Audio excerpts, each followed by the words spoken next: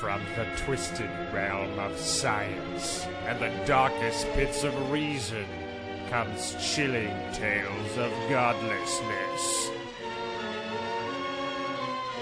Bear witness to the unfathomable terror that is the Good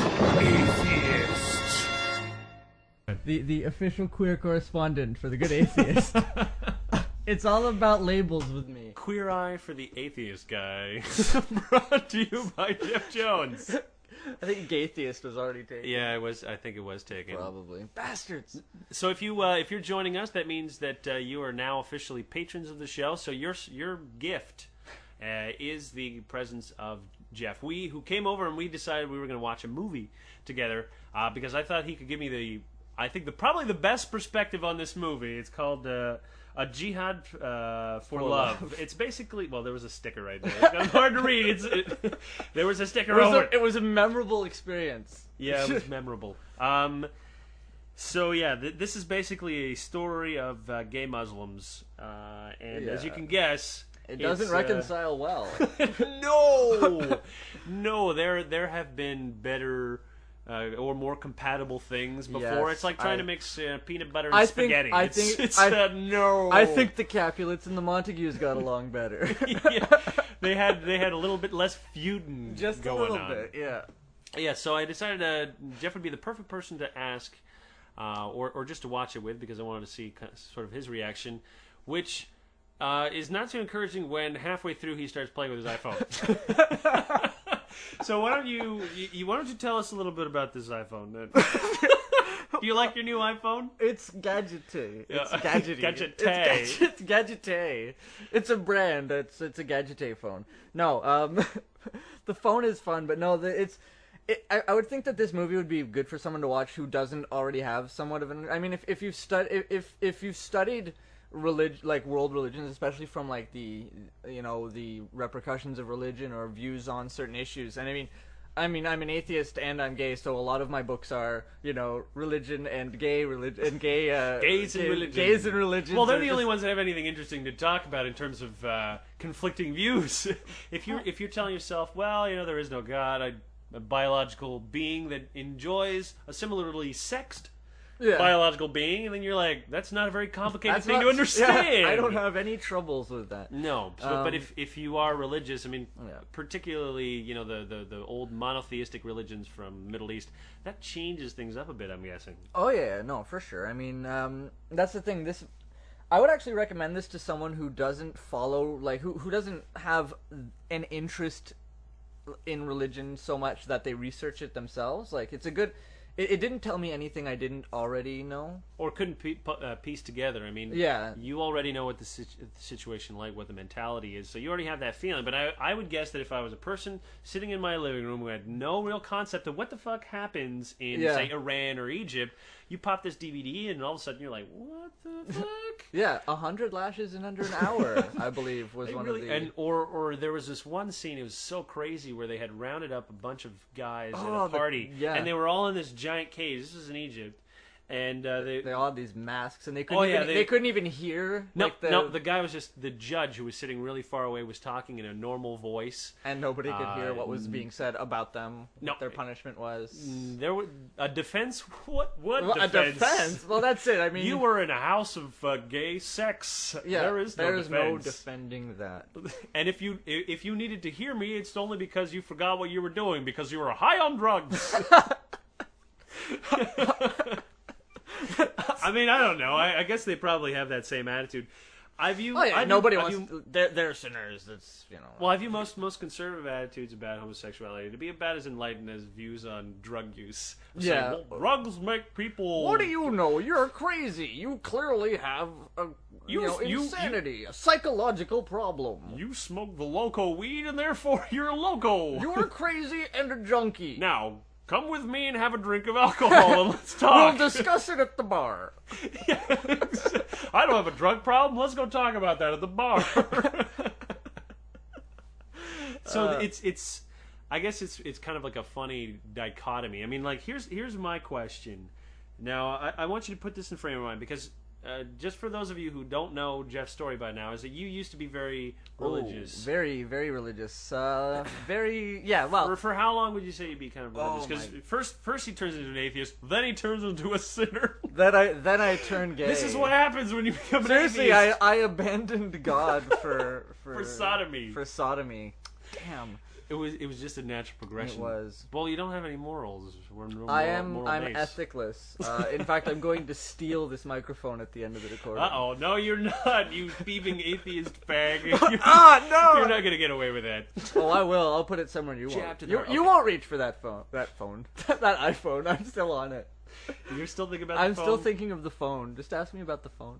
No, we're not going to talk about the phone. What I was going to talk about is saying, okay, you have both the perspective of the very religious and, at the same time, the perspective of being a gay man who struggles with his homosexuality. Now, well, struggled, I would say. Let's past tense that. All right. Well, I'm saying your ability to empathize. With oh yeah, no. I remember what it was like for sure. So you can create kind of like those two empathies because you never experienced both religiousness with homosexuality. Really, no. As far as I understand, you got rid of religion as soon as you started really getting.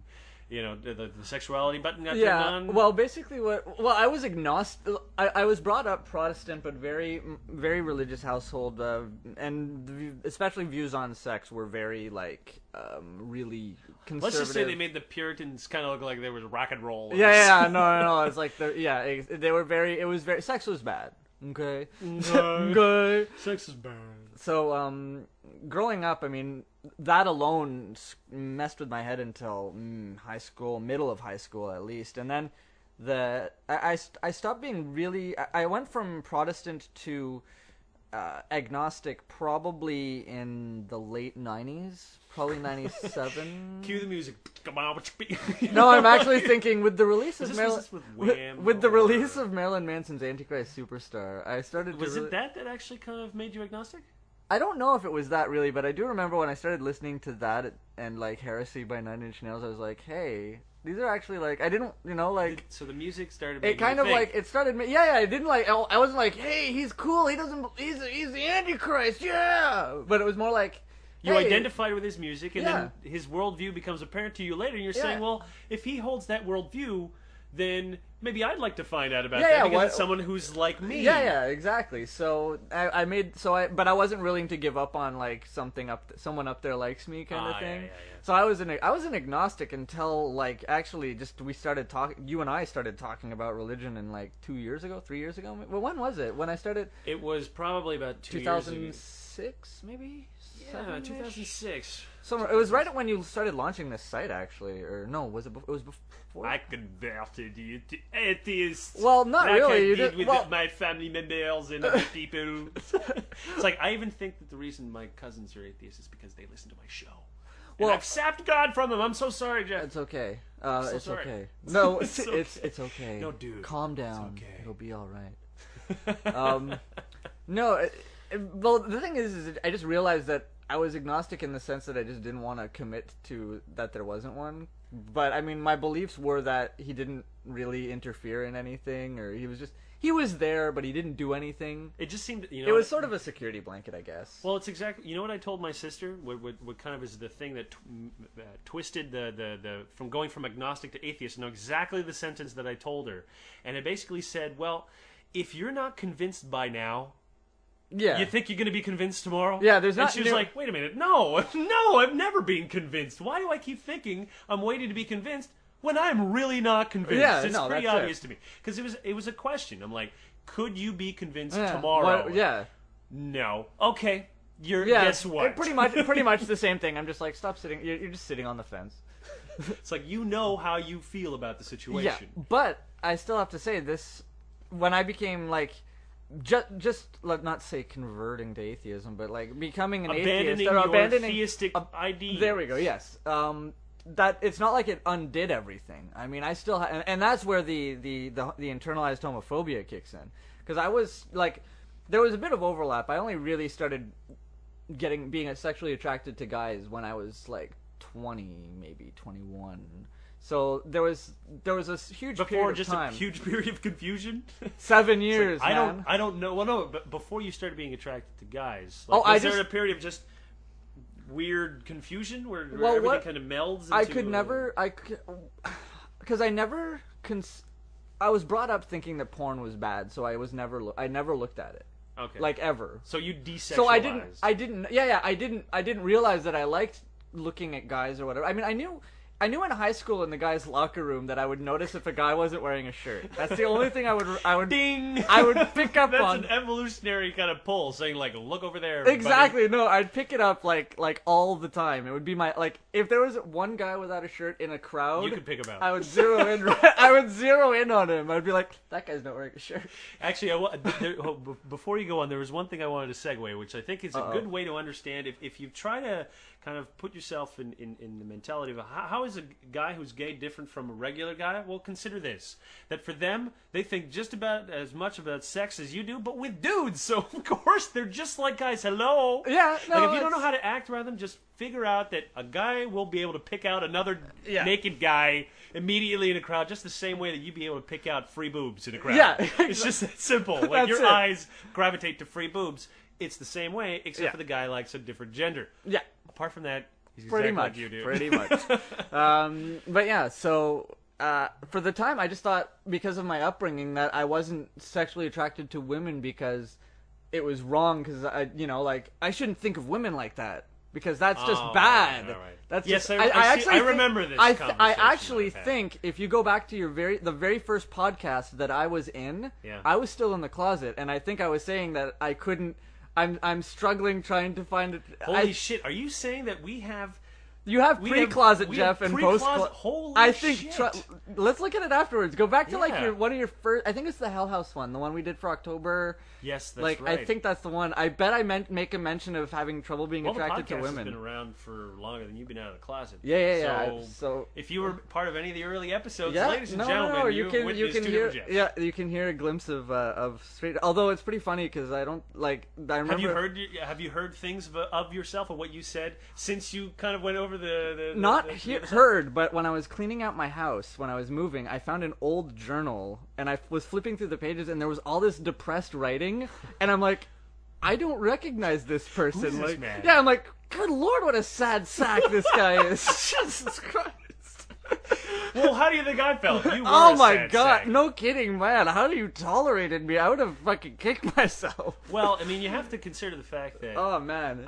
I mean, a lot of the. I'm not going to deny that a lot of times when I was asking you to do stuff, it was because I was trying to look out for you, buddy. I'm like, if I don't at least reach out to Jeff, there's a good chance he's going Yeah. to blow his fucking brains out. So Yeah. the best thing that I can do is I can try to Yeah, you that know, was help him out. I mean, yeah. you we know joke that. we joke about it now, but I mean at the time, like I mean I can laugh about it now, but at the time, like it was a horrible like Well, think about this. You were living in Stansted.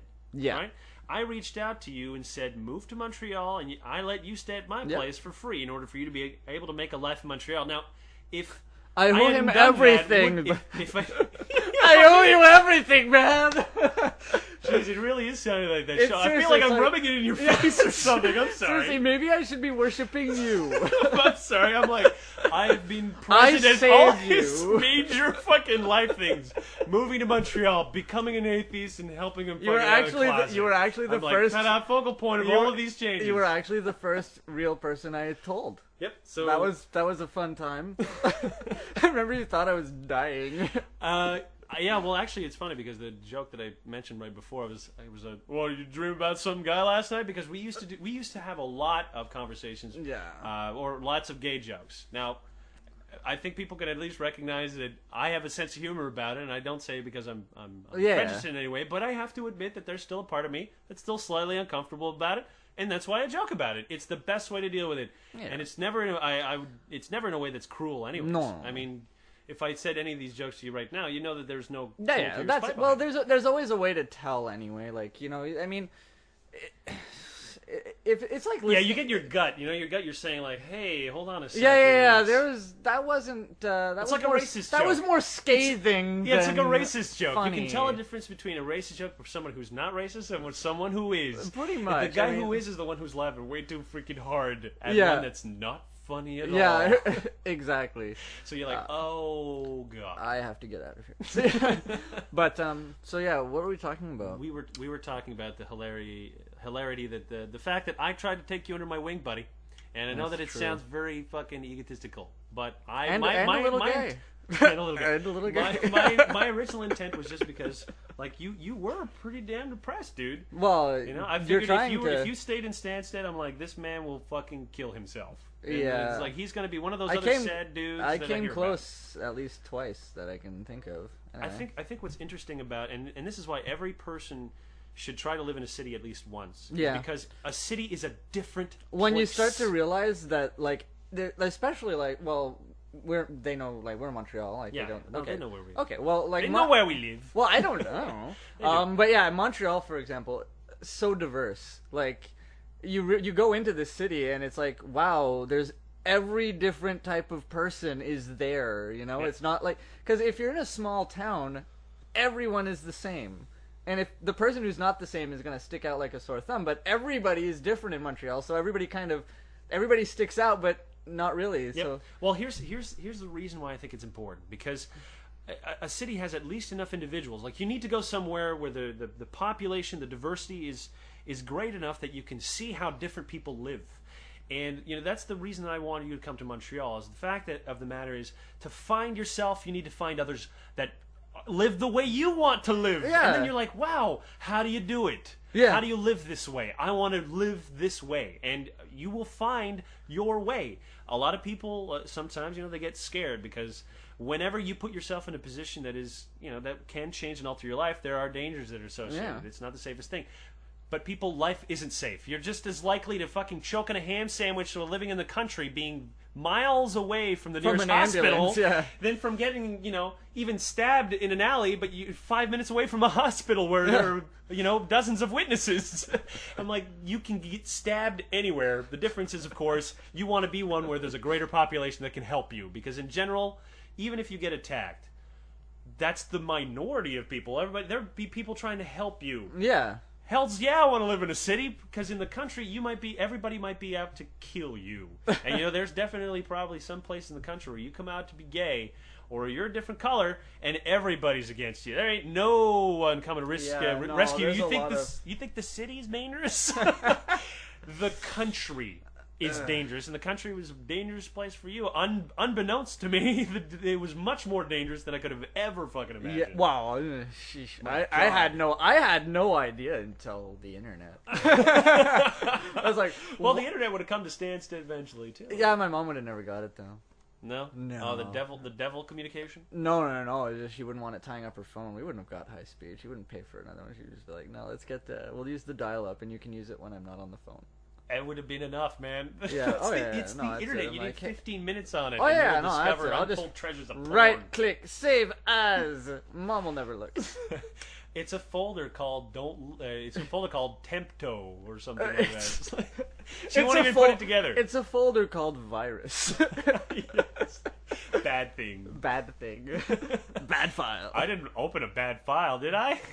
No. That thing with all the gay porn, that was a bad file. That was a bad virus. File. It's a virus. You don't want to look at that. It's pretty bad. pretty Especially bad. that really hot guy. Don't with the touch black it, hair. though. Yeah. Don't touch it. Stay away. As long as it's there, it's benign. It's contained. That folder contains it. It's quarantined in that folder.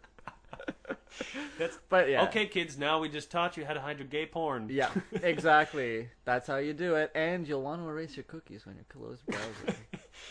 Good God, yes. Yes. When living with your parents, I don't think I need to tell anybody. Or roommates. Or yeah, well, that was the old days when everybody shared one computer. One computer. All right, fair enough. You cannot share a computer. It's wrong. It's definitely wrong. In this day and age, you should have your own. Oh God, yeah. It's like sharing a bedroom. That's true. Pretty much, because you know some people have been doing some things that are sick and bedroom-like near that computer at some point. That's true. As long as there's a boy and there is a computer, there will be messes that are disturbing. There will be sticky keys, and I'm not just talking about on the keyboard. You know, when what other than the keyboard would be sticky? Okay. Sticky keys. You know how sticky keys, if you press shift 5 times, you'll enable sticky keys, so you don't have to. Yeah, but I don't think anybody actually... They only understood it as the sticky Okay. keys. The other thing was like, what's the other technical aspect of sticky keys was my question to you. I'm like, I think I know the first question. I was not referring to man juice on keys. I was actually referring to a function of computers. Well, I guess it's just my the joke. perverted Oh mind. no. Yeah, like I don't. Anyways, we're getting a little sidetracked here. Yeah, I don't want to pull a perverted contest with you. All right, I'm not gonna win. Yeah. I'm not gonna win on I got images. I'm just gonna. They're right on this phone. All right, let's go which back- can let's- hold up to 30 gigs. 6. Let's go back to the movie. I want to just Yeah, talk a little sure, bit sure. more about it. One thing I felt, I don't know if you felt this way, is that there were too many scenes that just... I know they were establishing shots, but there really is only 10 minutes worth of content to this entire thing. It is well. The crux of the movie or the documentary is, how do you reconcile homosexuality with your religion, or at least in this But case. I felt that they didn't deal with it that much as just It was showing just listening people's people lives. struggle. Yeah, it was showing people struggling with it. But I mean, at the end, in my opinion, honestly, unless you're willing to do some serious acrobatics, you can't reconcile the two. Well, didn't you just love that part? There's a scene where they're talking to this lesbian, and she's saying something ridiculous like, oh, I feel that Muhammad was a feminist or something. Oh, what was it? Yeah. Oh, like, talk about cognitive dissonance here. Saying one thing that is completely and utterly untrue. I mean, and thinking that it's still true. You know, like, Muhammad was not a feminist, okay? Maybe if you compare it to the Bronze Age kind of attitude, maybe even mentioning a woman in a book is an amazing thing. Maybe in that sense he is, but how we would classically define feminism? No. Just because he was a feminist during the Bronze Age does not mean he is a modern-day feminist. Right. No. Things have changed mightily since then. Well, it's like what was that? Like a genius in like the Bronze Age would be like a 3, a grade 3. Oh, not even Bronze Age. No. I mean, a 17th century doctor There we go. knows less than a 4-year-old child about medicine. Yeah, there you go. His knowledge is actually more harmful than her lack of knowledge. Yeah, there you go. You go over and say, I have a cold, and you ask your 4-year-old daughter, what do I do? And she's like, I don't know. Good answer.